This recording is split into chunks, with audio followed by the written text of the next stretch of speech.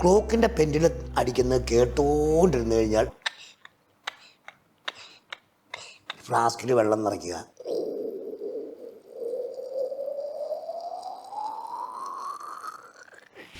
ആൾക്കാരൊക്കെ അന്നായിരുന്നു. ഞാൻ ഓർത്ത് ഒന്നും കിട്ടിയാലോ, കയ്യടിയൊന്നും ഇല്ലല്ലോ.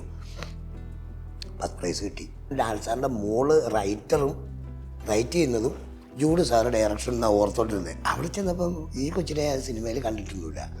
അപ്പം ഞാൻ പെട്ടെന്ന് നൈസ് ചോദിച്ചു, ഇത് നായിക. അങ്ങനെ ചേട്ടൻ്റെ പേര് ശരിക്കും ജാഫർ എന്നല്ല. കുറേ പേര്, കലാഭവൻ അൻസാർ, കലാഭവൻ അനീഫ്, കലാഭവൻ ജിൻഡോ. കലാഭവൻ 2 കെട്ടറാണല്ലോ. അതിൻ്റെ ഇടയ്ക്കൂടെ അപ്പുറം വീട്ടിലിപ്പുണ്ട്. അങ്ങനെ എന്താ പാലമുണ്ട് എത്തിച്ച് എന്നാ പാലമുണ്ട് വേലാണ്. എന്താ എൻ്റെ പേര് കലാഭവൻ ജോസൂട്ടി. അയാൾ പുതുള്ളിയുടെ ഏറ്റവും അടുത്ത സുഹൃത്തുക്കളെ കണ്ടു കഴിയുമ്പോഴത്തേക്കും നമ്മളെന്തോ ചെയ്ത പോലെയുള്ളൊരു നോട്ടമൊക്കെ നോക്കുമ്പോൾ നമുക്ക് വല്ലാതെയാവും. അദ്ദേഹം മറ്റുള്ളവർക്ക് അസുഖം വരുമ്പോൾ അദ്ദേഹം കാശ് മുടക്കി ചികിത്സിച്ച പോലെ പുള്ളിക്കും ഒന്ന് ചികിത്സിച്ചായിരുന്നെങ്കിൽ ഇപ്പോൾ ദൈവത്തിൻ്റെ വിധി പ്രകാരം ഇവിടെ കണ്ടേനെന്നാണ് എൻ്റെ വിശ്വാസം. പണമൊക്കെ തുടങ്ങുമ്പോഴേ മനസ്സിൽ കയറി വരും. അപ്പോൾ ഒരു പവറാ കൂടി. അതെ കയ്യെ പിടിച്ച് ഞെക്കുമ്പം ഞാൻ ഇങ്ങനെ വേദന എടുത്തിട്ട് ഇങ്ങനെ കാണിക്കാറുണ്ട്. ആ പിടുത്തം ഇപ്പോഴും എൻ്റെ കയ്യിലൊക്കെ ഉള്ളവരോ ഭയങ്കര അത്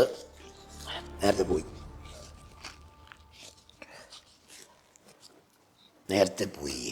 വൈറ്റമിൻ ഡിയുടെയും ഈസ്ട്രോജന്റെയും കുറവാണ് മിക്ക ലേഡീസിന്റെയും ഹെയർ പ്രോബ്ലംസിന് പ്രധാന കാരണം. സ്ത്രീകളുടെ മുടി വളർച്ചയ്ക്കും ശക്തിക്കും അത്യാവശ്യമായ വൈറ്റമിൻ ഡിയാലും ഹെർബൽ ഈസ്ട്രോജനാലും സമ്പുഷ്ടമായ ആദ്യത്തെ hair elixir Amritveni hair elixir for women. മറ്റൊരു ഉന്നതനായ കലാകാരനാണ് ഒപ്പം ഉള്ളത്, ജാഫർ ഇടുക്കി. ചേട്ടാ നമസ്കാരം. നമസ്കാരം. ഇന്നിപ്പോൾ നമ്മൾ ഇരിക്കുന്നതോടുകൂടിയാണ്. ഇന്നലെ കുറ്റിക്കാനത്ത് ഷൂട്ടിംഗ് ഉണ്ടായിരുന്നു. വയ്യാലപ്പാറ. അതെ, ജൂഡ് ആന്റണിയുടെ പടം തുടക്കം. ജൂഡിന്റെ തൊട്ടുള്ള മുമ്പുള്ള പടത്തിൽ 2018 നല്ലൊരു വേഷം ഉണ്ടായിരുന്നു. അത് ആദ്യം ഒരു ഷെഡ്യൂളിൽ കുറേ സീൻസ് ഉണ്ടായിരുന്നു. ആദ്യത്തെ ഷെഡ്യൂളിൽ ഇത് 2-3 വർഷം കൊണ്ടല്ലേ ഈ പടം തീർന്നത്. അപ്പോൾ അതെല്ലാം കണ്ടിന്യൂറ്റി മാറിപ്പോയി കഴിയുമ്പോഴത്തേനും ജൂഡ് സാറിന് അന്ന് തന്നതിനകത്ത് എനിക്ക് എന്തെങ്കിലും തരണ്ട്. അപ്പോൾ ആ കഥാപാത്രത്തിൽ തന്നെ ഒരു സീനായിട്ട് അങ്ങ് മാറി. 3-4 സീൻ പോയി. വലിയ സീനായിരുന്നു, നല്ല സീനായിരുന്നു, നല്ല വലിയ സീനായിരുന്നു. അതൊക്കെ പോയി. എന്നാലും അതിനകത്ത് ഒന്ന് പാസിംഗ് ഷോട്ട് കിട്ടിയാലും മതിയായിരുന്നു. രക്ഷപ്പെട്ടു പോയ പടമല്ലേ. പറയാൻ പറ്റുന്ന നല്ല ശക്തിയായ കഥാപാത്രമാണോ? നല്ല കഥാപാത്രം എന്ന് പറഞ്ഞാൽ ഇത് ഒരു സീരിയസ് പടമായത്, കോമഡി പടമൊന്നുമല്ല. പിന്നെ ലാൽ സാറിൻ്റെ മോളും ഒക്കെ ഉള്ള കോമ്പിനേഷനായിരുന്നു. ഒരു പോലീസ് സ്റ്റേഷനിലെ ഒരു പാവത്താൻ പോലീസുകാരല്ലേ, എല്ലാവരെയും ബിഹേവ് ചെയ്ത് ആരും തല്ലുവോ കൊല്ലുവൊന്നും ഇല്ലാത്ത എന്താ സഹായമൊക്കെ ആയിട്ട് കൂടുന്നത്. എന്തിനു വന്നാൽ എന്നാൽ എസ് ഐ അദ്ദേഹം പറ്റാൻ കാണാം എന്നൊക്കെ പറയുന്ന ഒരു ന്യായം പോലീസുകാരൻ. നല്ല വേഷമാണ്. ഒരു കൗതുകം എന്ന് പറയുന്നത് വിസ്മയക്കൊപ്പം അഥവാ മായക്കൊപ്പം, അതായത് ലാലേട്ടൻ്റെ മകൾക്കൊപ്പം അഭിനയിക്കുന്നു എന്നുള്ളതാണ്. എങ്ങനെയുണ്ടാ കുട്ടി? അടിപൊളിയാ. സംസാരിക്കാനും ഒക്കെ പറ്റും. പിന്നെ അയ്യോ, ഞങ്ങള് കണ്ടത് എനിക്കറിയില്ല. ഞാൻ ഓർത്തുകൊണ്ടിരുന്ന നായിക എന്നല്ല. ഞാൻ എന്നോട് സിനിമയ്ക്ക് വിളിക്കുമ്പോഴും അവിടെ ചെല്ലുമ്പോഴും, അവിടെ ഞാൻ ഈ 26-ാം തീയതി ഞാൻ ചെല്ലുന്നത് ഒരു ഉച്ചയായപ്പം. അവിടെ ചെന്നപ്പോഴാണ് ഈ കൊച്ചാണ് ലാൽ സാറിൻ്റെ മോളെ നായിക എന്നറിഞ്ഞത്. ഞാൻ ലാൽ സാറിൻ്റെ മോള് റൈറ്റ് ചെയ്യുന്നതും ജൂഡ് സാറ് ഡയറക്ഷൻ എന്നാണ് ഓർത്തോണ്ടിരുന്നത്. അവിടെ ചെന്നപ്പം ഈ കൊച്ചിനെ സിനിമയിൽ കണ്ടിട്ടൊന്നുമില്ല. അപ്പം ഞാൻ പെട്ടെന്ന് നൈസ് ചോദിച്ചു, ഇത് നായിക. അങ്ങനെ സായികുമാറിയായിട്ടും ആ കുട്ടിയും ഞാനുമായിട്ടുള്ള കോമ്പിനേഷനൊക്കെ ആയിരുന്നു. പിന്നെ നല്ല മെഡിക്കുക. ഞങ്ങൾ ഫോട്ടോ ഒക്കെ എടുക്കാൻ ഞങ്ങൾക്ക് സനുവാദമൊക്കെ തന്നു, യൂണിഫോമിൽ തന്നെ. സ്നേഹപൂർവമായ പ്രകടനം അല്ല, പെരുമാറ്റമാണോ? അതെ, മിടിക്ക് കുട്ടിയാണ്, നല്ല കുഞ്ഞ്. നന്നായി വരട്ടെ അല്ലേ? പിന്നെ ദൈവമേ നന്നായി വരും. ചേട്ടന് ഏറ്റവും വലിയ ഭാഗ്യം എന്താണെന്നറിയോ? നമ്മളൊരു 20 വർഷം ആകുന്നു സിനിമയിലേക്ക് എത്തിയിട്ട്. 20 കഴിഞ്ഞു.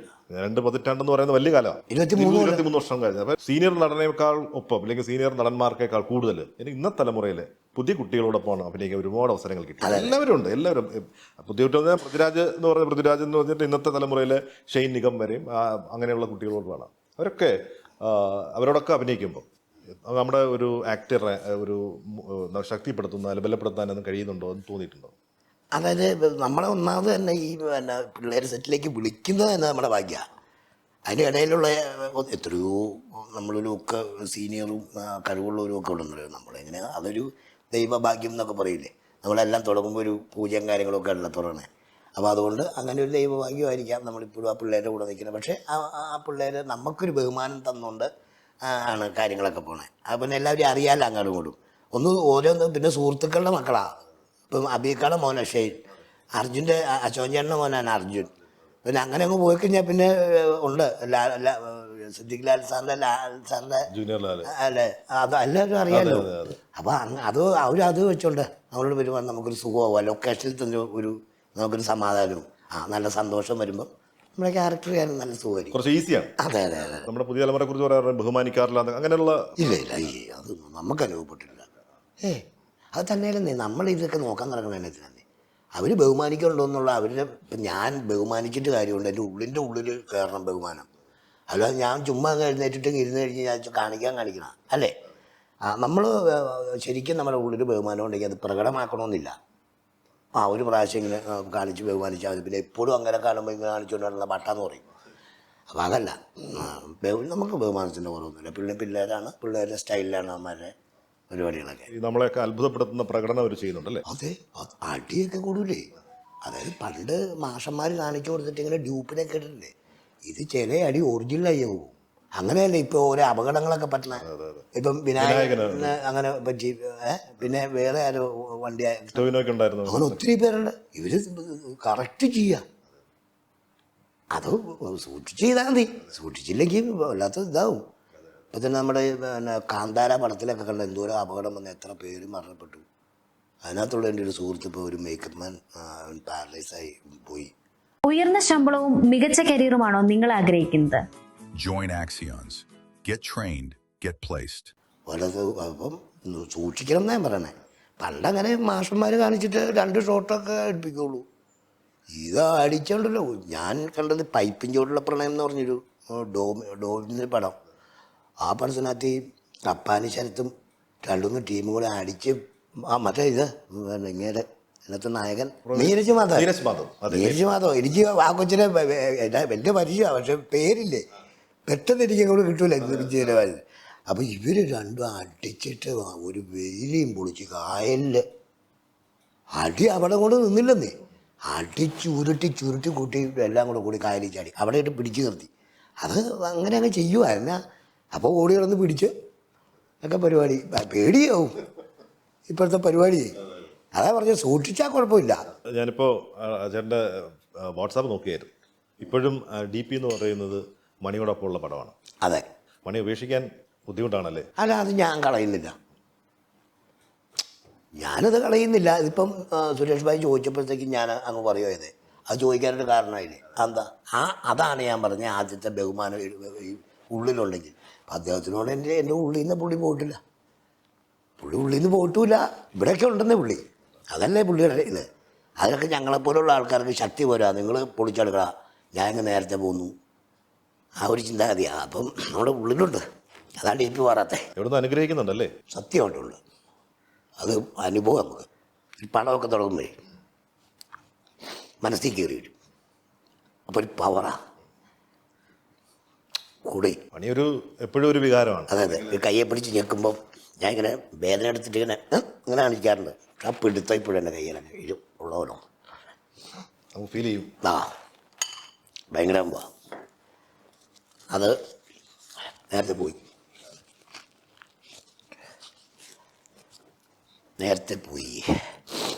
അങ്ങനെയുണ്ട്. പോയിട്ടില്ല. ഇവിടെയൊക്കെ ആയിട്ട് നമ്മുടെ ഈ അന്തരീക്ഷത്തിലൊക്കെ ഉണ്ട്. ഇടയ്ക്ക് ഇങ്ങനെ വർത്തമാനം പറയാൻ തോന്നും. ഇടയ്ക്ക് ചുമ്മാ ഇരിക്കുമ്പോഴേ വർത്തമാനം പറയാനായിട്ട് തോന്നും. വർത്തമാനം ഇങ്ങോട്ട് പറയുന്ന പോലെയൊക്കെ നമുക്ക് ഫീൽ ചെയ്യുന്നുണ്ട്. ജീവിതം ഇത്ര ആഘോഷമാക്കിയ ഒരു കലാകാരൻ അങ്ങനെ ഒരു കലാകാരൻ ഇനി വന്നിട്ടില്ല, വരുത്തൂല്ല എന്നൊക്കെ പറയൂലേ. വരത്തില്ല. അതെന്ന് വെച്ചാൽ പുള്ളിയുടെ സ്റ്റൈലായിരുന്നു അത്. വിമർശനങ്ങളുണ്ടായിട്ടുണ്ട്, പല കേസുകളും ഒക്കെ വന്നിട്ടുണ്ട്. പക്ഷേ അദ്ദേഹത്തിൻ്റെ സ്റ്റാൻഡിൽ അദ്ദേഹം ജീവിച്ചു. ഇപ്പോഴും മണിയെക്കുറിച്ച് പറയുമ്പോൾ ചേട്ടൻ ഇമോഷൻ ആവുന്നുണ്ട്. എനിക്ക് തോന്നുന്നു അക്കാലത്ത് ചെറിയ വിമർശനങ്ങളൊക്കെ ആകുന്നുണ്ടായിരുന്നു, പാടി വിവാദങ്ങൾ, അതിലേക്കൊന്നും നമ്മൾ പോകുന്നില്ല. പിന്നെ പോലീസിൻ്റെ വക ചോദ്യം ചെയ്യൽ, മാധ്യമങ്ങളുടെ വക സമയക്കേടെന്ന് പറയുമ്പം ഒരു സാധനം വന്നു ചേരുന്ന അതെ വിചാരണ. പക്ഷേ നമ്മളത് ഏറ്റെടുത്തേ പറ്റുള്ളൂ. കാരണം വെച്ച് കഴിഞ്ഞാൽ മരിച്ചത് കലാഭവൻ മണി എന്ന് പറയുന്ന മഹാനടനാണ്. തലേ ദിവസം ഞങ്ങളവിടെ ചെന്നതാ. കേസും കൂട്ടം വരുമ്പം പിന്നെ ചേട്ടനും അനിയനും പെങ്ങന്മാരും അളിയന്മാരൊക്കെ ഉണ്ട്, അവരുടെ മക്കളൊക്കെ ഉണ്ട്. അവർക്കൊക്കെ ഇത് അറിയണ്ടേ, ആരാ ഇവിടെ വന്നേ, ഞങ്ങളുടെ ഇന്ന ആൾക്ക് എന്നാ പറ്റിയേ, ആ ചോദ്യം വരും. ആ ചോദ്യം അവർ ചോദിച്ചോളൂ. പിന്നെ കുറേ സെലിബ്രിറ്റി ഞങ്ങളൊക്കെ ഇങ്ങനെ സിനിമാടന്മാരാണെന്ന് പറഞ്ഞ് CBIക്കോ പോലീസിനോ ഇത് അറിയേണ്ട ആവശ്യമുള്ളൂ. ആ ഒരു ഘട്ടം അങ്ങനെ അന്വേഷിച്ചു പോയി. അല്ല, അന്ന് പറഞ്ഞത് ഞാൻ ഇപ്പോഴും ഓർക്കുന്നു. എനിക്കന്ന് എൻ്റെ ഏറ്റവും അടുത്ത സുഹൃത്താണ്, അല്ലെങ്കിൽ അവൻ്റെ മരണത്തിൽ ഞാൻ പൊട്ടിക്കരയേണ്ട ഒരാളാണ്. എനിക്ക് ഞാൻ പറ്റിയില്ല. പാറപ്പുറത്ത് കയറി നിന്ന് കരയുന്ന ഞാൻ പറഞ്ഞു, ഒറ്റയ്ക്ക് നിൽക്കുന്ന കരഞ്ഞു തീർക്കണം. അങ്ങനെ കരഞ്ഞിട്ടുണ്ട്. കരയാൻ സമ്മതിച്ചിട്ടില്ല. അങ്ങനെയൊന്നും കരയാൻ സമ്മതിച്ചിട്ടില്ല. അറിയാൻ പാടില്ലേ, ഇവിടുന്ന് ഒക്കെയുള്ള ആക്രമണങ്ങളും കാര്യങ്ങളും. പിന്നെ ഏറ്റവും അടുത്ത പുതുള്ളിയുടെ ഏറ്റവും അടുത്തവരും അടുത്ത സുഹൃത്തുക്കളെ കണ്ടു കഴിയുമ്പോഴത്തേക്കും നമ്മളെന്തോ ചെയ്ത പോലെയുള്ളൊരു നോട്ടമൊക്കെ നോക്കുമ്പോൾ നമുക്ക് വല്ലാതെ ആവും. ഒരു മനുഷ്യൻ്റെ മുഖത്ത് പോയിക്കൊണ്ട് നീ ഭ്രാന്തന എന്ന് കുറേ പേരൊക്കെ പറഞ്ഞ് 3-4 ദിവസം പറഞ്ഞാൽ തന്നെത്താനാവും ഭ്രാന്ത് പിടിച്ചു പോകും, ഇല്ലേ? അതിനെ തീർച്ചയായും ആ വേദനകളാണെന്ന് തോന്നുന്നു ഇടയ്ക്കിടയ്ക്ക് ഇങ്ങനെ പൊട്ടുന്നത്, അല്ലേ? അതെ അത് കിടക്കുന്നതല്ല, നമുക്ക് ഇടയ്ക്കിടയ്ക്ക് ഓർക്കാനും ഓർമ്മിക്കാനും, അല്ലേ? പക്ഷേ മണിയുടെ മരണം ഇങ്ങനെ സംഭവിച്ചു, വളരെ ആകസ്മികമാണ്. അദ്ദേഹത്തിന് നീതി കിട്ടി എന്ന് ചേട്ടൻ വിചാരിക്കുന്നുണ്ടോ? പുള്ളിക്ക് നീതി എന്ന് പറഞ്ഞാൽ നീതി കിട്ടേണ്ട കേസല്ലായിരുന്നല്ലോ ഇത്. അല്ല, എല്ലാവർക്കും ആ മരണത്തിന് സംശയം പറഞ്ഞിരുന്നു. അതിൻ്റെ ഒരു കാര്യങ്ങളൊക്കെ അന്നത്തെ ഒരു ചർച്ചകളുണ്ടായിരുന്നു. ദൈവം അദ്ദേഹത്തിന് കൊടുത്ത ഒരു അസുഖം മൂലം അദ്ദേഹം മരണപ്പെട്ടു. അദ്ദേഹം ഒരു അസുഖത്തിനടിമയായിരുന്നു. അത് ശരിക്കും ഒന്ന് ആശുപത്രിയിൽ ട്രീറ്റ് ചെയ്താൽ തീരാവുന്ന ഒരു പ്രശ്നം. അത് പുള്ളിക്ക് ഹോസ്പിറ്റലിലൊന്നും പോകുന്നില്ല, ഇഷ്ടവും കാര്യങ്ങളൊന്നുമല്ല. അങ്ങനെയുള്ള ആളായിരുന്നു. അതായത് സൂചി കുത്തിക്കില്ല, ഒരു ടാബ്ലറ്റ് കഴിക്കില്ല. എന്തെങ്കിലും വന്നു കഴിഞ്ഞാൽ ആയുർവേദ ഒരു മൂത്രത്തിക്കല്ല് എന്ന് പറഞ്ഞ ഇതില്ലേ, സ്റ്റോൺ, അത് വന്നിട്ട് ഇത് ബിൽഡ്രൂമിൻ്റെ എന്തോ ഒരു അംശം രൂപത്തിൻ്റെ കണ്ട് കൂടുതൽ അടിമാലി സത്യബാബു സാർ അത് കണ്ടുപിടിച്ചെന്ന് തോന്നുന്നു. എന്നിട്ട് അതിന് ചികിത്സിച്ച് അത് ഇതാവും. പക്ഷേ അത് ആയുർവേദം തന്നെ. എന്നിട്ട് രാവിലെ മാനേജർ കൊടുക്കുകയാണ് കീഴാർന്നെല്ലി അരച്ചത് പാലിലിങ്ങനെ ഈ മഞ്ഞപ്പിത്തത്തിന് ഒരു ടാബ്ലറ്റ് കഴിക്കാൻ കണ്ടിട്ടില്ല. പക്ഷേ അദ്ദേഹം മറ്റുള്ളവർക്ക് അസുഖം വരുമ്പോൾ അദ്ദേഹം കാശ് മുടക്കി ചികിത്സിച്ച പോലെ പുള്ളിക്കും ഒന്ന് ചികിത്സിച്ചായിരുന്നെങ്കിൽ ഇപ്പോൾ ദൈവത്തിൻ്റെ വിധി പ്രകാരം ഇവിടെ കണ്ടേനെന്നാണ് എൻ്റെ വിശ്വാസം. പക്ഷേ അത് ക്രമേണ അത് ജനങ്ങൾക്ക് മനസ്സിലായി. കാര്യം വെച്ച് കഴിഞ്ഞാൽ അങ്ങനെയൊക്കെ ആരെങ്കിലും അങ്ങനെ ചെയ്യുമോ? ദൈവത്തെ ആരാ കല്ലെടുത്തെറിയുന്നത്? സമാനമല്ലെങ്കിലും മണിയുടെ ജീവിതവുമായിട്ട് സമാനമല്ലെങ്കിലും ചേട്ടൻ്റെ ഒരു ജീവിതം നോക്കുമ്പോഴും ഈ പറഞ്ഞ സാധാരണമായ ഒരു കുടുംബ പശ്ചാത്തലം, ഈ പറഞ്ഞ ഓട്ടോറിക്ഷ, പ്ലംബിങ്, ഇലക്ട്രിക്, എല്ലാ പണിയും ഇതൊക്കെ തുറന്നു പറയാനും മണി ഏതൊരു വേദിയിൽ നിന്നും മടി കാട്ടിയിട്ടില്ല. മരിക്കുന്നതിൻ്റെ കുറച്ച് ദിവസം മുമ്പ് വരെയുള്ള പരിപാടിയിലും അദ്ദേഹത്തിൻ്റെ ആ വരവും കാര്യങ്ങളും ഒക്കെ അദ്ദേഹം പറഞ്ഞു. അതെല്ലാവരും പറയണമെന്നൊന്നുമില്ല. കുറച്ച് ലെവലൊക്കെ ആയി കഴിയുമ്പോഴത്തേക്കും അതൊക്കെ അങ്ങ് മാറ്റി വെച്ച് അച്ഛനെ പപ്പയെന്നും അമ്മേനെ മമ്മീന്നും വിളിച്ച് ഉള്ള പരിപാടിയില്ല, അതൊന്നുമില്ലായിരുന്നു. ചേട്ടനും അത്തരം ആ ജീവിത സാഹചര്യങ്ങളൊക്കെ ഉണ്ടായിരുന്നു. എൻ്റെ ജീവിതം എന്ന് പറഞ്ഞാൽ അതായത് എൻ്റെ ജീവിതം എന്നല്ല, എൻ്റെ കാലഘട്ടത്തിലൊക്കെ ഉള്ള ആൾക്കാരുടെ ജീവിതമെല്ലാം ഏതാണ്ടൊക്കെ ശരിയാണ്. അത് ഓർത്തെടുത്ത് പറയുമ്പോഴാണെങ്കിലും കഥയായി മാറുള്ളൂ. അല്ലാതെ നമ്മളിങ്ങ് പോയി എന്നായിരുന്നു അത് അന്തവും കുന്തമില്ലാത്ത ജീവിതം ജീവിച്ചിട്ടല്ല. നമ്മൾ ഓർത്തിരുന്നാൽ ഓക്കെ. അത് ചെയ്യില്ല. ഞാൻ 5ാം ക്ലാസ്സിൽ പഠിക്കുമ്പോൾ സ്വന്തമായിട്ട് നിക്കർ ഉടുപ്പ് മേടിച്ചിട്ടുണ്ട്. അത് നമ്മുടെ ഈ റോട്ടിലൂടെ ഈ കൂപ്പ് വഴി വെള്ളം ഒലിക്കും. ഇത് ഓഫ് റോഡില്ലേ, അവിടെ വെള്ളം ഒലിച്ച് കുഴിയായി കഴിയുമ്പോൾ അതിനകത്ത് മണൽ വരും. ആ മണൽ വാർക്കയ്ക്കൊന്നും കൊള്ളില്ല, മറ്റുള്ള സിമെൻറ്റിട്ടുള്ള പണിക്ക് ഒന്നും കൊള്ളില്ല, അത് പൊളിഞ്ഞു പോകും. ഇത് റബ്ബർക്കുരു പാകാനായിട്ട് ഒരു നേഴ്സറി ഉണ്ട് ഞങ്ങളുടെ വീടിൻ്റെ നേരെ അടുത്ത്. ആ നേഴ്സറിയുടെ ബോർഡ് എനിക്ക് കാണാപ്പാടെ എപ്പോഴും.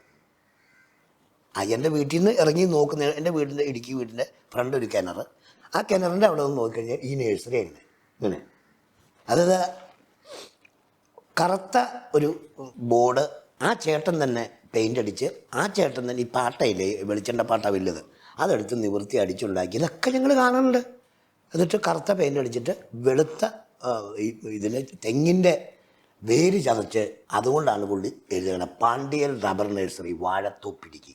റബ്ബർ ബോർഡ് അംഗീകൃതമുള്ള ഏറ്റവും കൂടിയ ഇനം ബഡ് റബ്ബർ തൈകൾ 6 105 6 110 18 GTI പാൽക്കുളം കോണൽ തൈകൾ, തെങ്ങിൻ തൈകൾ, ജാതി, കറുവ മുതലായവ ഉത്തരവാദിത്വത്തോടു കൂടി വിൽക്കപ്പെടും. വർക്കി കുര്യൻ പാണ്ഡ്യൻ.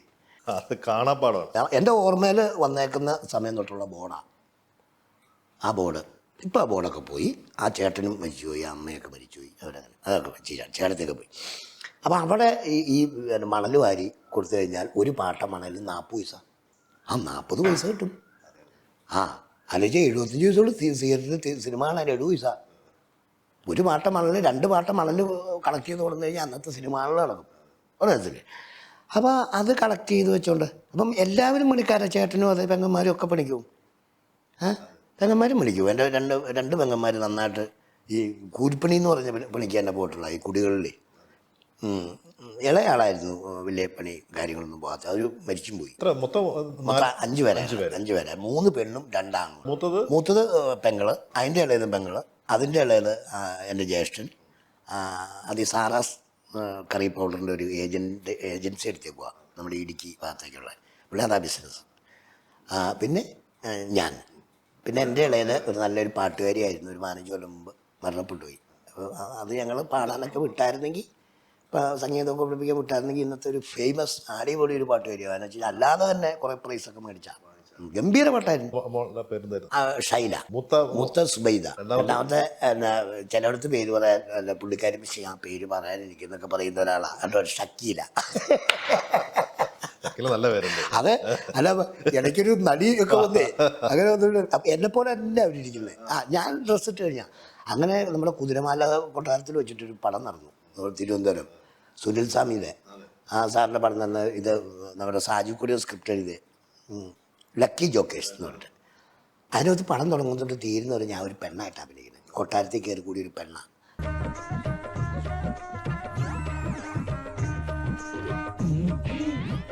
ജഗദീഷേട്ടൻ പ്രേമിച്ചുകൊണ്ട് കുറേ നടക്കണം ആ സാധനം. ആ പടം ഇറങ്ങി കഴിഞ്ഞിട്ട് പടം ഇറങ്ങിയപ്പോൾ അവർ ബാങ്ക് മെമ്പറോ ഒക്കെ ആയിട്ട് ഇങ്ങനെ വന്ന് ഇപ്പോൾ ബാങ്ക് മെമ്പറാണ്. ഇത്തവണ ഇലക്ഷൻ നിന്നിട്ട് 2 വോട്ടിന് തോറ്റുപോയി. അതിന് കേസ് കണക്കാം, എന്ത് കള്ള വോട്ട് ചെയ്യുന്നു പറഞ്ഞു. അവിടെ അപ്പം നീ എന്നോട് നീ എൻ്റെ സിനിമയിൽ അഭിനയിക്കണത് എന്നെ എനിക്ക് കണക്കപ്പുറത്തുണ്ട്. ഞാൻ പോയി സിനിമയിൽ അഭിനയിച്ചെന്ന്. എൻ്റെ ഞാൻ പെണ്ണായ അവർ അത് തന്നെയല്ലേ, അത് തന്നെ ഇതുപോലെ തന്നെ ഇരിക്കും. പിന്നെ ജ്യേഷ്ഠൻ നാസർ. പിന്നെയാണ് ചേട്ടൻ്റെ പേര് ശരിക്കും ജാഫർ എന്നല്ല. എൻ്റെ പേര് വീട്ടിലും ജാഫറെന്നും സിനിമയിലും ഒക്കെ ജാഫറാണെങ്കിലും ഇതിനിടയിലൊരു ജബ്ബാർ വന്നു കയറി. അതെന്നാന്ന് ചോദിച്ചാൽ അത് ഇച്ചിരി ഒരു കഥയാണ്. ആ സംഭവം എനിക്ക് അന്ന് ഞാൻ പറഞ്ഞില്ലേ, എൻ്റെ ഉമ്മായൊക്കെ ഈ വനത്തിനടുത്ത് ഞങ്ങൾ താമസിക്കുന്നത്. വനത്തിനടുത്ത് അപ്പോൾ അവിടെ ഈ മരമഞ്ഞൾ, പുളിഞ്ചിക്ക, കൈപ്പാലക്കുരു, അങ്ങനെ കുറച്ച് കാട്ട് സാധനങ്ങളുണ്ട്. അപ്പം അതൊക്കെ അന്നത്തെ കാലത്ത് പറിച്ചുകൊണ്ട് വന്ന് വിൽക്കുന്നതിനൊന്നും വലിയ കേസൊന്നുമില്ല. അപ്പോൾ ജീവിക്കാൻ വേണ്ടി ചെയ്യണം. എന്നാലും പോർച്ചാരുണ്ടായിരുന്ന സാധനം ഒന്നുമില്ല, കൺപൊക്കെ വിട്ടിക്കൊണ്ട് പോകാനല്ലേ ചോദിക്കുള്ളൂ. ആ പണി നടക്കുമ്പം ഞാനിവിടെ എൻ്റെ ഇളയ പെങ്ങളും ഞാനും ഇപ്പം മരണപ്പെട്ടു പോയെന്ന് പറഞ്ഞ പെങ്ങളും ഞാനുമായിട്ട് 6 വയസ്സിന് വ്യത്യാസമുണ്ട്. അപ്പം ഞാൻ കുഞ്ഞാപ്പിയായിട്ടിരിക്കുന്ന സമയമില്ലേ, അപ്പം എന്നെ ആര് നോക്കും? ഇന്ന് നേഴ്സറി ഇല്ല, അന്ന് നേഴ്സറി ഇല്ല. ഈ എഴുത്ത ആശാന്മാരും ആശാറ്റിയേ ഉള്ളൂ. അംഗൻവാടി ഇല്ലെന്ന്. അംഗൻവാടിയില്ല. പിന്നെ ഒരു മകള സമാജമാണ്. മകള സമാജത്തിൽ നിന്നും പിള്ളേരെ കയറ്റി തരാം, അപ്പം മകളുടെ. അപ്പോൾ അങ്ങനെ വരുമ്പം അവിടെയുള്ള എന്നെ മാത്രമല്ല മിക്ക ഒട്ടനവധി കൂലിപ്പണിക്കാരുടെ പിള്ളേരും ഒരു 4 വയസ്സാകുമ്പോഴേ കൊണ്ടുപോയി അവിടെ വയ്ക്കും. സാറേ ഇത്തവണ ചേർത്ത് ഇതൊന്നും പഠിക്കാനായിരുന്നു. അങ്ങനെ ഇത്രയും ഉണ്ടായിരുന്നുള്ളൂ. നമ്മൾ പോകുമ്പോൾ ആ സ്കൂളിൻ്റെ കോണിലൊരു ഞാവൽ, നമ്മൾ പറയണ ഞാവലല്ല, ഞാറാന്ന് പറയും. ഞാറ മരം. അത് കാട്ടിലുണ്ടാകുന്നതുകൊണ്ടാണ് ഞാറ. അത് നാട്ടിലുണ്ടാകുമ്പോൾ പഴം വലുതാവും, ഞാവലാവും. മറ്റേ ചെറിയ പഴമാണ് സാധനം. ഇത് ഒറിജിനൽ. ആ ഞാറമരത്തിൻ്റെ അവിടെ അതിന് തൊട്ട് കുറച്ച് മുകളിൽ താമസിക്കുന്ന ഒരു ശാരിംഗധരൻ സാർ. 2-3 കൊല്ലം മുമ്പ് സാറുമായിട്ട് ഞാൻ സംസാരിച്ചായിരുന്നു പോലെ. ഇവിടെ ഇപ്പം എങ്ങനെയാണ് അവസ്ഥ എന്ന് എനിക്കറിയില്ല. പിന്നെ കൊമ്പം മീശട്ടാ, നല്ല മീശയും ഇച്ചിരി ഇടങ്ങണ്ണുണ്ട് സാറിനിങ്ങനെ, ഇച്ചിരി ഇടങ്ങണ്ണുണ്ട്, ഇച്ചിരി ബ്ലാക്കുവാ സാറ്. ബെല്ലില്ലാത്ത പള്ളിക്കൂടമെന്നേ ഞാൻ പറയുള്ളൂ. ബെല്ല് വേണ്ട അവിടെ. ബെല്ലേ ടിൻറ്റി അത് വേണ്ട. ആ ഞാറച്ചോണ്ട് സാറൊരു ചൂരിൽ കയ്യിലില്ല, ഞാറച്ചോട്ടി വന്നിട്ട് കംപ്ലീറ്റ് പിള്ളേരും പള്ളിക്കൂടത്തിൽ കയറി. അത് കണ്ട് 5 മിനിറ്റ് കഴിഞ്ഞാൽ ബെല്ലടിക്കുന്നത്. അങ്ങനെ ഒരു സാറ്. ഈ സാറിനെ കാണുമ്പോൾ ഞാൻ ഓക്കെ നിക്കറിൽ സൂത്രം അത് പരിപാടിയായി. മനസ്സിലായില്ലേ? അപ്പം ഇത് തന്നെ പറയും, ഇത് ഞാനാണെന്നറിഞ്ഞില്ല. ആദ്യത്തെ തോന്നി ഇത് ആരാന്നറിയില്ലല്ലോ. അപ്പോൾ സാറിന് സംശയം തോന്നിട്ട് ക്ലാസ് റൂമിൽ ഇതായി. അപ്പോൾ ഇവിടുന്ന് ആരാ രാവിലെ ബാത്റൂമിൽ പോകാൻ തോന്നി, ബാത്റൂമിലല്ല കക്കൂസിൽ പോകാൻ തോന്നി, അങ്ങനെ കഴിയും. ഇങ്ങനെ വന്ന വഴിക്ക് പിടിക്കൂല, അറിയാമല്ലോ. ഇതായി. അപ്പോൾ ആരെങ്കിലും കൂട്ടി വീട്ടിലേക്ക് വിടും. ഇവൻ്റെ വീടിൻ്റെ അടുത്തുള്ള ആരെങ്കിലും ഞാൻ 7 പേര് കൈ നോക്കുമല്ലോ. എന്തിനാ? അന്ന് പോയി കഴിഞ്ഞാൽ പിന്നെ തിരിച്ചു വരത്തില്ല. തിരിച്ചു വരില്ല. അപ്പോൾ മിക്കവാറും വരുന്നത് സുബൈർ എന്ന് പറഞ്ഞിട്ടൊരു കൂട്ടുകാരനാണ്, ചെറുപ്പ കൂട്ടുകാരൻ. അങ്ങനെ ഞങ്ങൾ ഇങ്ങനെ ഈ വീട്ടിലേക്ക് ഇതൊക്കെ സെറ്റായിട്ട് പോവാട്ടോ. സെറ്റ് വീട്ടിൽ ചെന്നല്ലേ അടിക്കാൻ പറ്റുള്ളൂ. വീട്ടിലേക്ക് പോകണ വഴിക്ക് ഉമ്മ അവിടെ എവിടെയെങ്കിലുമൊക്കെ ചിലപ്പോൾ ഈ കുടിപ്പണിയിലോ വല്ല ഞാറ് മുറിക്കുമോ ഇള മുറിക്കുമോ അങ്ങനെ ഒരിത്ത എന്നെ ഈ സുബൈറിനെ കൂടെ വീട്ടിൽ കയറി പോകണോണ്ടിട്ട് പണിയുടെ സ്ഥലത്തേക്ക് ചെന്നിട്ട് അവർ പറഞ്ഞു, നിങ്ങളുടെ ചെറുക്കനെ എന്നെ പള്ളിക്കുറിച്ച് പറഞ്ഞു വിട്ട് എന്തോ.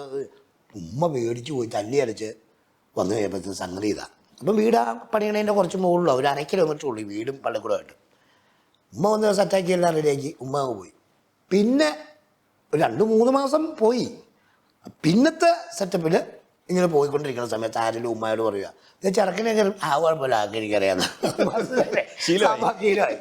അങ്ങനെ ആ കൊല്ലം ഈ ശാരികേർ സാറ് എൻ്റെ വാപ്പായോട് പറഞ്ഞു, സായിപ്പേന്ന് തന്നെ വാപ്പായോട് വിളിക്കുന്നു, സായിപ്പ കൊച്ചനെ കൊല്ലം വിടുന്ന വരാറുള്ള ആയില്ല. അപ്പോൾ അവിടെ തട്ടി ഇവിടെ തട്ടി ആ കൊല്ലവും കഴിഞ്ഞിട്ട് അപ്പം ജാഫറിന്ന് ചേർത്തല്ലോ ഈ ക്ലർക്ക് മാറിയിട്ടില്ല. പിറ്റേ കൊല്ലം അതേ സമയം കൊണ്ട് ചേർക്കാൻ വന്നപ്പം വാപ്പയുടെ ഇതിൽ കയറിയപ്പോൾ സാറിങ് സാർ മറ്റേ സാറിൻ്റെ എല്ലാ ടീച്ചർമാരൊക്കെ ഉണ്ട്, ക്ലർക്കും ഉണ്ട്. കൊച്ചിനെ കഴിഞ്ഞ ചേർക്കാൻ വന്നതല്ലേ ചോദിച്ചു. അപ്പോൾ പേര് പറഞ്ഞോളൂ, ജാഫർ. അപ്പോൾ ക്ലർക്ക്, അയ്യോ ജാഫർ എന്ന് പറഞ്ഞ് ചേർക്കാൻ പറ്റില്ല. വാപ്പ പേടിച്ചു പോയി, കൊച്ചിൻ്റെ വിദ്യാഭ്യാസം പോയി നേരി. അയ്യോ സാറേ എന്നാ ചെയ്യണമെന്ന് ചോദിച്ചപ്പോൾ, അല്ല അത് കുഴപ്പമില്ല, ജാഫർ എന്ന് പറഞ്ഞാൽ വേറൊരു പേരിട്ടാൽ മതി. അപ്പം വാപ്പ പറഞ്ഞു, അതാണോ അങ്ങനെ ജബ്ബാർ എന്നിട്ടോ. പെട്ടെന്നൊരു പേര് കയറി വന്നു. ഇപ്പോൾ 1500 പേരൊക്കെ നോക്കിയിട്ടില്ല പേരിടേ. അങ്ങനെ ജാഫർ ഒഫീഷ്യൽ നെയിം ജബ്ബാറായിപ്പോയി. ഇപ്പോഴും വീട്ടിലും നാട്ടിലും ജാഫർ തന്നെയാണ് ഒഫീഷ്യൽ പേര്. പിന്നെ എല്ലാ ജബ്ബാർ ഔദ്യോഗികമായിട്ട് ജബ്ബാറേയം. അതാണ് എൻ്റെ പേര്. പക്ഷേ ജാഫർ എന്നാണ്. പിന്നെ അതിൻ്റെ കൂടെ നമ്മുടെ നാടിൻ്റെ പേര് കൂടി ഇടുക്കിയും കൂടെ കൊളുത്തിയിട്ടു. കാരണം എല്ലാവരും അവരവരുടെ ഇപ്പോൾ കലാഭവനിലൊക്കെ ഉണ്ടായിരുന്നു. കലാഭവൻ എന്തുകൊണ്ടാണ് ചേർക്കായിരുന്നു? കലാഭവൻ ചേർക്കാരുന്ന ഒരു സ്ഥലത്ത് ഞാൻ പറഞ്ഞിട്ടുള്ള, പൊതുവായിട്ട് ഞാൻ പറയുമ്പോൾ എല്ലായിടത്തും പറയുന്നതാണ്. കലാഭവനിൽ ആദ്യമായിട്ട് കലാഭവൻ്റെ പേരിടുന്ന കലാഭവൻ റഹ്മാനക്കാണ് ആദ്യമായിട്ട് ഈ കലാഭവൻ ചേർക്കുന്നത്. അത് കഴിഞ്ഞിട്ട് വന്നു കഴിഞ്ഞിട്ട് കലാഭവൻ കുറേ പേര്, കലാഭവൻ അൻസാർ, കലാഭവൻ അനീഫ്, കലാഭവൻ ജിൻഡോ, കലാഭവൻ വെച്ച് ഇത് വന്നു, എല്ലാവരും വന്നു, കലാഭവൻ അവസൊക്കെ വന്നില്ലേ. പക്ഷെ ആ പേര് ശരിക്കും ഒരാളിലേക്ക് ചെന്ന് കയറിയപ്പോൾ അയാളുടെ പേരായി മാറി കലാഭവൻ മണി. അത് മനസ്സിലായില്ലേ? ബാക്കി എല്ലാവരും അങ്ങനെ ഒരു ഇത് വരുന്നില്ല ആ പേരിനോട് ചോദിച്ചിട്ടിലേക്ക് വന്നില്ല. അപ്പോൾ എല്ലാം അപ്പോൾ അവിടെ ഇൻസ്റ്റിറ്റ്യൂട്ടാണല്ലോ, അവിടെ അക്കാഡമിയല്ലേ ഈ കലാഭവൻ. 10,000-1500 പിള്ളേർ പഠിക്കുന്നുണ്ട് ശനിയും ഞായറും. അപ്പോൾ ഈ അവിടെ വന്നൊന്ന് പഠിച്ച് 2 ദിവസം പഠിച്ചേച്ച് ആരെങ്കിലുമൊക്കെ പോയി കഴിഞ്ഞിട്ട് പിന്നെ അവൻ കലാഭവൻ റഷീദ്, കലാഭവൻ സാർ, കലാഭവൻ ബിജു എന്ന് പറഞ്ഞിട്ട് കുറേ പേര്, അങ്ങനെ കുറേ ആൾക്കാരിങ്ങനെ അവരുടെ ജീവിതത്തിൻ്റെ മാർഗത്തിന് വേണ്ടാട്ടോ കലാഭവനിൽ ഉണ്ടായിരുന്ന അന്നറിയട്ടെ അന്നൊരു ജോലി കിട്ടില്ല. അതെന്തോ ആയിക്കോട്ടെ. ഞാൻ ഇടാത്ത എന്നാന്ന് ചോദിച്ചു കഴിഞ്ഞാൽ ഞാൻ അതിലുള്ള പിന്നെ കലാഭവനിൽ പോയി ഒരാഴ്ചയിൽ 2 ദിവസമൊക്കെ 3-4 പരിപാടിയൊക്കെ ഒന്നിച്ച് കഴിഞ്ഞിട്ട് അയാൾ പൗർണമി ബസ്സിന് വന്നുകൊണ്ടിരിക്കുന്ന ആളാണ്, കട്ടപ്പന കുമളി. അപ്പം ഞാനൊരു ഡെയിലി പരിപാടി കേട്ട് വരാൻ പറ്റുമല്ലോ. അപ്പം ഞാൻ ഒരു 3 ഇന്നുണ്ടോ നാളെയും പരിപാടിയുണ്ട്, നാളെ കഴിഞ്ഞില്ല, അത് കഴിഞ്ഞിട്ട് പരിപാടി പിന്നെ ഇല്ല എന്നവർക്ക് വരുമ്പം ഒരാഴ്ച കഴിയുമ്പോഴാണ് ഈ ഇങ്ങോട്ട് വരുന്നത്. അപ്പോൾ കലാഭവനിൽ തന്നെ കലാഭവനിലെ കിടപ്പ് ജിൻഡോയ്ക്ക് റൂമുണ്ട്, ആ റൂമിൽ നമ്മൾ പറ്റിക്കൂടും, നമുക്കും കിടക്കാം, അവിടെ ഇതൊക്കെ ഉണ്ട്, പായൊക്കെ ഉണ്ട്, അങ്ങനെ കിടക്കാം, സൗകര്യമുണ്ട്, ലോഡ്ജൊന്നും തരുമല്ലോ. അപ്പോൾ അവിടെ നിന്ന് നോക്കുമ്പോൾ ഒരു ക്രോസ് ചെയ്തൊരു പുള്ളി പാലും കൊണ്ടുപോകുന്നുണ്ട്.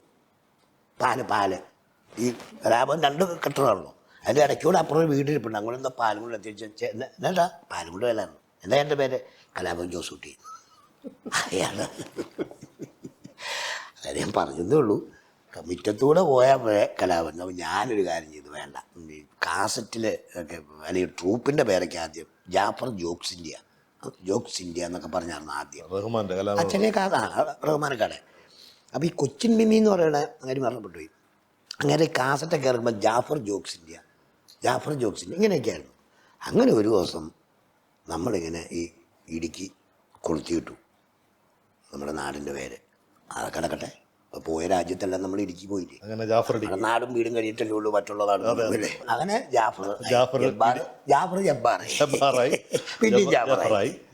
ജാഫർ ഇടുക്കിയായി. ഇന്ന് ലോകം മുഴുവനും ആ ശബ്ദം കേൾക്കാം, പല രൂപത്തിൽ പല രീതിയിലൊക്കെ നമ്മൾ കേട്ടുകൊണ്ടിരിക്കും. നമ്മൾ പറഞ്ഞത് ആ ജീവിത അനുഭവങ്ങളാണ്. പക്ഷേ ഈ കഠിനമായ ജീവിത സാഹചര്യങ്ങൾ ഒരു കലാകാരൻ എന്ന നിലയിൽ നമ്മളെ വളർത്താൻ സഹായിച്ചു? ഞാൻ പറഞ്ഞല്ലോ, ഞങ്ങൾ ചെറിയ പ്രായത്തിൽ തന്നെ ചെറിയ പണികളൊക്കെ അയലോക്കത്ത് ഇങ്ങനെ ചെയ്ത് പറക്കി നടക്കുന്നു. അങ്ങനെ വയ്ക്കുമ്പോൾ ഞാൻ SSLC എത്തി. SSLC എഴുതുന്നു, അത് ഞാൻ തോക്കുന്നു. പിറ്റേ കൊല്ലം ഒന്നുകൂടെ ശ്രമിക്കുന്നു, അതും ഞാൻ നല്ല രീതിയിൽ തോക്കുന്നു. അതിനുശേഷം എനിക്ക് ഒരു താല്പര്യമുള്ളൊരു തൊഴിൽ പഠിക്കാൻ ഈ ഇലക്ട്രോണിക്സാണ്. വീട്ടിലിരിക്കുന്ന പണ്ട് ചുമ്മാ ഇരിക്കുന്ന റേഡിയോ കുടക്കമ്പിട്ട് ഒരുക്കി പൊട്ടിച്ച് അതിനകത്ത് മെഴുകിലേക്ക് ഒരുക്കിച്ചു, ഒരാവശ്യമില്ല, പാടിക്കൊണ്ടിരിക്കുന്ന. അങ്ങനെയൊക്കെ വാപ്പ ചൂടാറുണ്ട്. എന്തിനാണ് പാടിക്കൊണ്ടിരുന്നത്, എനിക്കറിയാൻ പാടില്ല, ഇങ്ങനെയൊക്കെ കാണിച്ചു വെച്ചങ്ങനെന്നൊക്കെ ചോദിക്കും. അത് വെച്ചിട്ട് വാപ്പാക്ക് തോന്നി ഇവൻ ഇലക്ട്രോണിക്സ് പിടിക്കാൻ വിട്ടാൽ പൊളിച്ചു എടുക്കും. അങ്ങനെ വിജയ സൗണ്ട് നാവലിക്കര കാരണം രാഘവ മാഷ് ഈ അടുത്ത കാലത്ത് ഈ അഴിഞ്ഞാഴ്ച അങ്ങേര് മരണപ്പെട്ടു, അനിയൻ ഭാസ്കരൻ മാഷുള്ളൂ. അങ്ങേരെ അടുത്ത് നിന്നുകൊണ്ട് പ്രാക്ടിക്കലി പഠിച്ചതെന്ന് പറഞ്ഞു കഴിഞ്ഞാൽ അതിനൊരു താല്പര്യം ഉണ്ടായിരുന്നു. കണ്ണ് കെട്ടി വെച്ച് TV ഉണ്ടാക്കും, റേഡിയോ ഉണ്ടാക്കുന്ന, അങ്ങനെ വരെ പഠിച്ചു. അത്ര ഇതായിരുന്നു, പ്രാക്ടിക്കലാണ് പഠിക്കുന്നത്, അല്ല തിയറി ഇങ്ങനെ നോക്കി ഇങ്ങനെ ഇതല്ല. മൾട്ടിമീറ്റർ വരെ അതല്ല, ഇതെടുത്ത് ഇവിടെ കൊടുത്തു അവിടെ കൊടുത്തു. അങ്ങനെ ഇതിനകത്തൊരു സംഭവം ഉണ്ട് കേട്ടോ, ഈ റേഡിയോക്കകത്ത് വേറൊരു സംഭവമുണ്ട്. അങ്ങനെ ഞാൻ ഇവിടെ നിന്ന് ഇത് പഠിച്ച് വേറെ എൻ്റെ ഒരു സ്വന്തത്തിൽപ്പെട്ടൊരു മാമാടെ മോൻ്റെ ഒരു ഇലക്ട്രോണിക്സ് കടയും ഉണ്ട്. അതിനകത്ത് തന്നെ ഈ അങ്ങാടി മരുന്ന് കടയും കൂടെയാണ്, ഷിഫ ഫാർമസി. മാമാടെ ഇല്യാസ് എന്ന് പറയും, പുള്ളി നാസർ മകൻ. അപ്പോൾ ഈ രാഘവ മാഷിൻ്റെ ശിഷ്യൻ തന്നെ പുള്ളി. അപ്പം ഞാൻ അവിടെ ചെന്ന് കഴിയുമ്പോഴത്തേക്കും ഈ അലമ്പായിട്ട് ഈ സാധനങ്ങളൊക്കെ വലിച്ചു വാരി 6 മേച്ചറ മോട്ടർ മറ്റത് ഇങ്ങനെ അങ്ങനെ ഈ പണിക്ക് അത് എന്തൂരം ശരിയാക്കി വെച്ചാൽ ഇരിക്കില്ല, ഇങ്ങനെ മറിച്ച് കിടക്കും. ഞാനിത് തന്നെ പിന്നെ ഇച്ചിരി അടുക്കും ചുറ്റി അവിടെ ഇവിടെയൊക്കെ കെട്ടി ഈ വൈൻഡ് ചെയ്ത് 6 മേച്ചറൊക്കെ ഇങ്ങനെ എടുത്തു വെച്ച് അങ്ങനെ ഒന്ന് വൃത്തിയാക്കി ഈ പുള്ളി വന്നേച്ച് അവിടെ അങ്ങനോട് ചോദിച്ചു, പക്ഷേ ഇവൻ ചെറിയ ബന്ധമുള്ള ഇവനെ ഞാൻ അങ്ങോട്ടും നോക്കട്ടെ എന്ന് ചോദിച്ചു. അങ്ങനെ ഈ മാഷിൻ്റെ അടുത്ത് നേരെ അങ്ങോട്ടും അങ്ങനെ കുറേ പണിയും പഠിച്ചു. അപ്പോൾ ഈ റേഡിയോ സർവീസിങ്ങും അതുപോലെ തന്നെ ഈ പച്ചമരുന്ന് കൂടി ഒരു 5-6 കൊല്ലം. ആ ടൈമിലൊക്കെയാണ് നമ്മുടെ ഈ ഇടുക്കിയിലെ റിപ്പർ ചാക്കോ ഒരു കുടുംബത്തെ കത്തിച്ചൊക്കെ കൊല്ലുന്ന കാലം. ആ കാലത്തൊക്കെ ഇത് നടക്കണേ. അങ്ങനെ ഞാൻ അതിങ്ങനെ പഠിച്ചിങ്ങനെ ചെയ്തുകൊണ്ടിരിക്കുന്ന സമയത്ത് ഒരു കെൽട്രോൺ റേഡിയോ നന്നാക്കാനായിട്ടൊരാൾ വരുന്നതാണ് ഈ കലയിലേക്ക് കയറുന്നത്. അതിൻ്റെ ഈ ട്യൂണിങ് മറ്റേ ടയറൊക്കെ വലുതാണ്, അങ്ങനെ തൂക്കിയിടുന്ന റേഡിയോ ആയിട്ട് ബെൽറ്റിയുടെ. ഇത് നന്നാക്കാൻ വന്ന കൂട്ടത്തിൽ എൻ്റെ ഒരു കൂട്ടുകാരൻ, എൻ്റെ കൂടെ പഠിക്കുന്ന ബിജു, സൗദിയിലായിരുന്നു, ഇപ്പോൾ വന്നിട്ടുണ്ട്, ഇവിടെ ഉണ്ട്, ജോലിയുണ്ട്.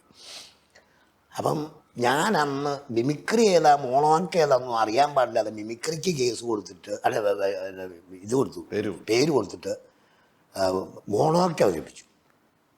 മിമിക്രിക്കാണ് പേര് കൊടുത്ത് മോണോക്ട് അവതരിപ്പിച്ചു.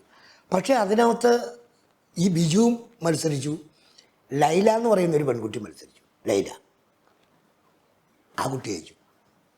ഞാൻ സെക്കൻഡായിപ്പോയി, ഇവൻ തേർഡായിപ്പോയി, ബിജു. ഈ ബിജു അന്നേരം എന്നോട് അല്ല ആ പ്രായത്തിൻ്റെ ഞങ്ങളുടെ ചേട്ടനുണ്ട് ഭയങ്കര മിമിക്രിക്കാരനാണ്. ചുമ്മാ നമ്മുടെ അടുത്ത് ചുമ്മാ പറയുന്ന കേട്ടോ, അത് ഞാൻ അങ്ങനെയൊക്കെയാണ്. ആ ചേട്ടനേത് രാജൻ ഇടുക്കി എന്ന് പറയും, രാജൻ ഇടുക്കി, പുള്ളിയാണ് ഈ ഇടുക്കി ആദ്യം ഇട്ടല്ലോ. അപ്പോൾ അവരവിടെ ഈ ചാലക്കുടിയിൽ 2 കൈ ഭാഗത്താണ് താമസിച്ചുകൊണ്ടിരുന്നത്. അവർ പാലക്കാരായി, രാജൻ ഇടുക്കി. അവർ നേരെ വന്ന് എൻ്റെ വീടിൻ്റെ 1 കിലോമീറ്റർ മുകളിൽ വന്ന് ഈ പറയുന്ന ഷിഫ ഫാർമസി ആ ഭാഗത്തിൻ്റെ ഇടയ്ക്ക് ഞങ്ങളുടെ 2 പേരുടെ വീടിൻ്റെ അതിൻ്റെ ഇടയ്ക്ക് ഇങ്ങേര് വന്ന് താമസം. ആ ആളാണ് ഈ കെൽട്രോൺ റേഡിയോ കൊണ്ടുവന്നതാണ്. അപ്പോൾ ഈ കെൽട്രോൺ റേഡിയോ കൊണ്ടുവന്നപ്പോൾ തൊട്ട് ഞാനിങ്ങനെ മുഖത്ത് ഇതെന്ത് കേൾക്കുന്നില്ല, ചിലപ്പോൾ പിന്നെ കുറച്ച് കഴിയുമ്പോൾ കേൾക്കും, പിന്നെ തണുപ്പടിക്ക് വരുന്ന ഓട്ടോ കപ്പാസിറ്റർ ഷോർട്ടായി പോകണം. ഒരു 20 പൈസയ്ക്ക് ഉള്ളതെന്നതിന് കൂടി വന്നൊരു 15 രൂപ മേടിക്കാൻ തന്നാ കൂലി. ഞാൻ ഇയാളെ ഇങ്ങനെ നോക്കിയിരിക്കുക. പുള്ളി റേഡിയോയുടെ കേസ് പറഞ്ഞിട്ട് ഞാൻ എന്താ ഉള്ളത് എന്നറിയാം, ഇങ്ങനെ നോക്കും, ഇങ്ങോട്ട് നോക്കും, പിന്നെ നോക്കും പുള്ളീനെ. അപ്പോൾ പുള്ളി ഇങ്ങനെ അത് തന്നെ എന്നറിയോ, ഈ ബെഡ് ടൈപ്പ് ടേപ്പില്ലേ, ഇങ്ങനെ ബെഡിൽ കിടത്തിയിടുന്ന കുഴയൊക്കെ ഇങ്ങനെ കിടത്തിയിടും. അതും ഒരു 3-4 കാസറ്റ് ഇരിക്കുന്നതിൽ ഈ കാസറ്റിൽ ഇങ്ങനെ പടം. പുള്ളി ഓസ്കാറിൻ്റെ മാളച്ചേട്ടൻ ഓസ്കാർ നടത്തിക്കൊണ്ടിരുന്ന സമയത്ത് ഓസ്കാറിൽ കളിച്ചുകൊണ്ടിരിക്കുമ്പോൾ കാസറ്റ് ഇറക്കിയ ആ പടത്തിൽ ഈ താടിക്കാരൻ ഇങ്ങനെ ഇരിക്കും അങ്ങനെ ഇരിക്കുന്നു. അപ്പോൾ എൻ്റെ ഒരു ആഹ്ലാദമില്ലേ, ആ ആഹ്ലാദത്തിൽ റേഡിയോ എടുത്ത് നന്നായി കൊടുത്തു. പൈസ വേണ്ട. പിന്നെ ആ കൂട്ടം കൂടെ വല്ലാതെയായി. ആ കൂട്ടുകെട്ടിൽ നിന്ന് പുള്ളി, ഞാൻ ആദ്യം പറഞ്ഞ മരണപ്പെട്ട ഒരു പെങ്ങളില്ലേ, ആ പെങ്ങൾ ഞാനോട് നമ്മുടെ നെഹ്റു യുവകേന്ദ്രൻ്റെ ഒരു രവീന്ദ്രൻ ചേട്ടൻ തൊഴിലുണ്ട്. അപ്പം പുള്ളി ഈ തൊടുപുഴ ടൗൺ ഹാളിൽ എന്തെങ്കിലും പ്രോഗ്രാം നടക്കുകയാണെങ്കിൽ അതിൻ്റെ മത്സരത്തിന് ഈ ക്ലബിനെ കേൾപ്പിച്ചാണ് രവീന്ദ്രൻ ചേട്ടനെ. നല്ലൊരു മനുഷ്യനാണ്, നമ്മളൊക്കെ കണ്ടുപിടിച്ച് പുള്ളി വന്നിട്ട് പറയുക, അതേ അപ്പോൾ പൊതുവായിട്ട് ടൗൺ ഹാളിൽ തൊഴിൽ ടൗൺ ഹാളിൽ നെഹ്റു യുവജനോട് ഒരു മത്സരം നടക്കുന്നുണ്ട്. ഇവിടുന്ന് ക്ലബ്ബിൽ നിന്നൊക്കെ ആരെങ്കിലും വിടാണ്ടെങ്കിൽ വിട്ടോന്നും പറഞ്ഞ് ഇതറിഞ്ഞ് ഞാൻ പെങ്ങളെ കൂടെ പോയപ്പോൾ ഞാനും ഒരു പാട്ടിന് കൊടുത്തു, പെങ്ങളും കൊടുത്തു. ഞങ്ങൾക്ക് രണ്ടുപേർക്കും പ്രൈസ് മേടിച്ചു. ഫസ്റ്റ് തന്നെ അടിച്ചു. അതിൻ്റെ വിറ്റേക്കൊള്ളു. എന്നിട്ട് ഈ മാഷൊക്കെ വന്നു. ഞങ്ങളങ്ങനെ മത്സരിച്ചുകൊണ്ടിരിക്കുന്ന കാലഘട്ടത്തിലാണ് പുള്ളിനെ പരിചയപ്പെടുന്നത്. അപ്പോൾ ഞാനിങ്ങനെ ഒരു ഇതിന് പോകണമെന്ന് അറിഞ്ഞുകൊണ്ട് പുള്ളി വൈകുന്നേരം എൻ്റെ അടുത്ത് വരുന്നേ. ഈ പണിയുടെ അടുത്ത് വന്ന് അങ്ങനെ സ്ഥിരമായി സന്ദർശിച്ചാൽ. പിന്നെ ഉള്ള ചക്കപ്പുഴുക്ക്, കപ്പപ്പുഴുക്ക്, അങ്ങനെയൊക്കെ ഇതായി, വീടായി, വീട്ടിലായി, പിന്നെ ഒരു സഹോദരനായി. പുള്ളി പറഞ്ഞു, നീ ഒരു കാര്യം ചെയ്യാറ് പാട്ടിന് വെച്ച് ഞാൻ അടുത്ത് മിമിക്രി പറഞ്ഞുതരാം, നീ അതൊന്ന് ചെയ്തു നോക്കുന്നു പറഞ്ഞു. അന്നത്തെ കാലത്ത് ഉള്ള ഒരു വെറൈറ്റി സാധനം, അതായത് പട്ടി, പൂച്ച, അങ്ങനത്തെ സാധനങ്ങൾ നമ്മൾ മൈനൗട്ടായിട്ട് ചില ഒച്ചകൾ നമ്മൾ കേൾക്കും, പക്ഷേ അത് നമ്മൾ ശ്രദ്ധിക്കില്ല. ക്ലോക്കിൻ്റെ പെൻഡിൽ അടിക്കുന്നത് കേട്ടുകൊണ്ടിരുന്നു കഴിഞ്ഞാൽ നമ്മുടെ വീട്ടിലെ വേറെ അത് കേൾക്കുന്നില്ല. അതൊന്ന് കേട്ടു നോക്കിയേ. അതിങ്ങനെ ഒന്ന് നമ്മളിങ്ങനെ കേട്ടാൽ ആ ഒച്ച തന്നെ കേൾക്കുള്ളൂ. പിന്നെ വേറെ ഒച്ചയൊക്കെ മാറിപ്പോകും. പറഞ്ഞ മനസ്സിലല്ലേ? അപ്പം ഈ സാധനം രാത്രി ഇങ്ങനെ കിടക്കും. ഫ്ലാസ്കിൽ വെള്ളം നിറയ്ക്കുക, അത് ഒഴിച്ച് കഴിയുമ്പോഴത്തേനും ഇങ്ങനെ ഒഴിക്കുമ്പം ഒരു ഫ്ലാസ്ക് ഇങ്ങനെ കഴിക്കണം, അതിനകത്തേക്ക് ഒരു കപ്പ് വെള്ളം ഒഴിക്കുമ്പോൾ ഒഴിഞ്ഞ് നിറഞ്ഞു വരുമ്പോഴുള്ള സാധനമൊക്കെ അതൊക്കെ മയക്കി ചെയ്തിങ്ങനെ ശരിയായിട്ട് ചെയ്യണം. അല്ലാതെ ഇങ്ങനെ കൊച്ചുകൊണ്ട് കൊണ്ട് കളിച്ചാൽ കടൽ വരുമ്പോൾ എന്ന് പറഞ്ഞ് ജഡ്ജി മാർക്കില്ല.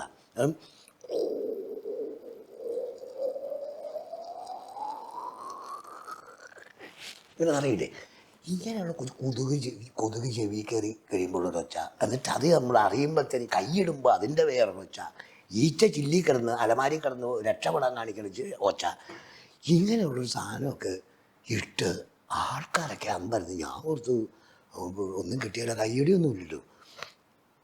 10th പ്രൈസ് കിട്ടി, പാട്ടിന് സെക്കൻഡായി. പാട്ടിനെ ഇൻവോൾവ് ചെയ്തില്ല, ഇതിനകത്ത് കയറി പിടിച്ചു. ഫസ്റ്റ് കിട്ടിയപ്പോൾ ഇങ്ങനെയായി. അപ്പോൾ രാജ്മാഷ് പറഞ്ഞിട്ട് പിന്നെ കിട്ടിയല്ലോ, നീ ഒരു കാര്യം ചെയ്ത അഭിപ്രായം, നീ ഒരു 2-3 പിള്ളേരെ ഉണ്ടാക്കുക, നമുക്ക് ഒരു മിമിക്രിയുടെ ക്ലാസ് തുടങ്ങിയേക്കാം.